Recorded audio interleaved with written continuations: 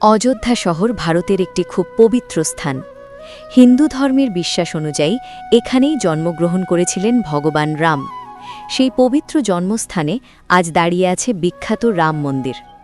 ভগবান রাম ছিলেন রাজা দশরথের বড় ছেলে। ছোটবেলা থেকেই তিনি সত্যবাদী, সাহসী এবং দয়ালু ছিলেন।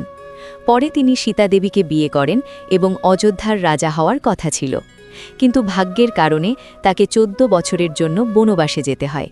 সেই সময় রাবণ নামে এক শক্তিশালী অসুর সীতাদেবীকে অপহরণ করে নিয়ে যায়।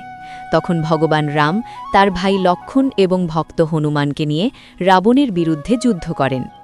দীর্ঘ যুদ্ধের পরে ভগবান রাম রাবণকে পরাজিত করেন এবং সীতাদেবীকে উদ্ধার করেন।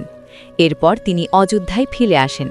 তখন অযোধ্যার মানুষ আনন্দের দীপ জ্বালিয়ে তাকে স্বাগত জানায়। সেই আনন্দের স্মৃতিতেই আজও দীপাবলি উৎসব পালন করা হয়। আজ অযোধ্যায় ভগবান রামের সেই পবিত্র জন্মস্থানে দাঁড়িয়ে আছে মহিমান্বিত রাম মন্দির। প্রতিদিন হাজার হাজার ভক্ত সেখানে গিয়ে প্রার্থনা করেন এবং ভগবান রামের আশীর্বাদ নেন। ভিডিওটি যদি ভালো লাগে তাহলে অবশ্যই লাইক ও সাবস্ক্রাইব করবেন। আর আপনারা কে কোথা থেকে এই ভিডিওটা দেখছেন সেটা কমেন্টে অবশ্যই জানাবেন। ধন্যবাদ। আমার ভিডিওগুলি তোমাদের যদি ভালো লাগে তাহলে অমর বিপ্লবী চ্যানেলটা সাবস্ক্রাইব করে পাশে থাকুন।